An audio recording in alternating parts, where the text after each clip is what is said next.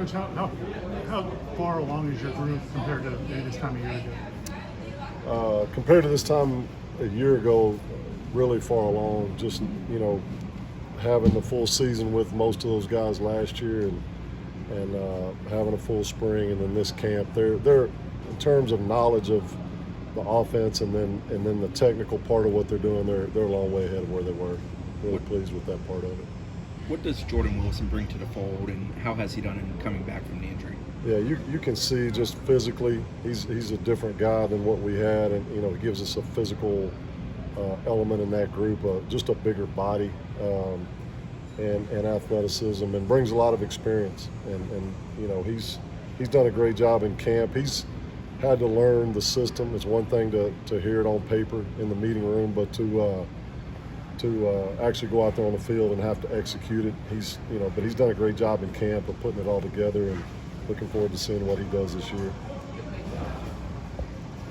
Talked about, I guess, the difference from a year ago. How much of a difference from those guys who were here, who were new last year, Mark Easton, Preston, and Carter? What have you seen from them with kind of a year in the system? Yeah, I mean, all those new guys, they, just like any freshman coming in, just trying to figure out kind of the basics of where they're supposed to be. And I would say every one of those guys, Preston Daniel has had a tremendous camp. He's, worked extremely hard on everything that we've asked him to do. He's done a great job. Mark Easton's really flashed in a lot of ways. His size jumps out, but he's an athletic guy as well. And then Carter Boatwright's 245 pounds. He's gotten a lot bigger since his time last year, a lot more physical, catches the ball well. So all those young guys, and there's some other guys in that group, but those guys are progressing well.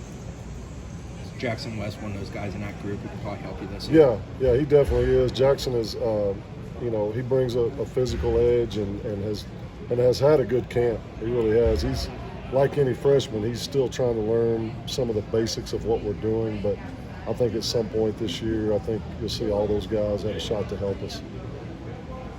What area have you seen this rise in Cam McDonald's game? Is it, maybe growth as a leader, or is it something more on the field? Yeah, both. On the field, like, he's always been a gifted route runner. He's a natural pass catcher. He gets in and out of breaks. He does all the things as a receiving tight end that you want him to do. But he's worked really, really hard at inline blocking, perimeter blocking out of the backfield. He's improved his game a lot as a blocker, but also leadership-wise. He's a guy that does a lot in the community, as you guys know, and I think that inspires other guys. I think he's a guy that inspires people on and off the field in a lot of different ways, and has just been a great asset for us since we've been here. And then, like, how different a practice is this year? Now that you guys know what to expect.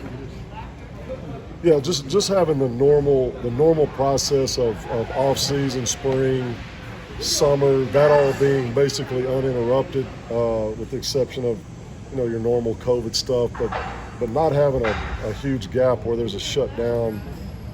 That's just been huge in the normal progression of the development of a team. So you go through all that, and then you get to training camp, and you actually see the payoff from all that stuff in terms of them knowing what they're doing in terms of the assignment part, but then just the technique. It's football is really three parts. The assignment, what do I do, what route do I run, what block do I execute, but then how do I do it, the technique, and then playing hard, and then the conditioning. All those elements have to come together. And when you have gaps in that, you don't get the effect that you want. But we've been able to do that, and we're excited, man. We're excited to see all that unfolds. Coach, the athleticism of these quarterbacks, does that open stuff up for the tight ends, or do tight ends have to be more aware of blocking downfield to open things up for the quarterback? No, it does. All our quarterbacks can escape and make plays on the run, and you saw that in the North Carolina game last year. Jordan broke the pocket on a normal 4 vertical route, and then he breaks the pocket. Cam kind of improvises in the back of the end zone, and the go-ahead touchdown in a big game. So we actually work that stuff. Coach Norvell, Coach Dillingham do a great job of structuring in scramble drills in practice to once the pocket breaks down. Now what do we do? It's not just everybody run to an open spot. I mean, there's an actual structure to that. And so we practice that, and we expect to make plays on that just like we do when the play structure is there, So, but we're well aware, and that helps us. It does. I mean, it creates some things where we can get open where we normally wouldn't. You mentioned this, the essence of this sport is being powerful and moving the guys in front of you. How much more equipped, I guess, mentally or physically do you feel your guys are right now? They're way ahead. They're way ahead. I mean, I think Josh Storms and that group's the best in the business. I go back to Arizona State with Coach Storms, and a lot of the players that I was fortunate to coach, he was, instrumental in developing those guys, and a lot of those guys are still playing the NFL. You see what his abilities are and his staff, and so you see that, and now you get to go out on the grass and actually transfer that power. There is power is created from the ground, and when you understand how to transfer that into a defender, it helps you a lot as a player. And I think we've had ample time to work on that stuff and improve on the things that we need to improve on. So again, I'm excited to see how that unfolds on the field.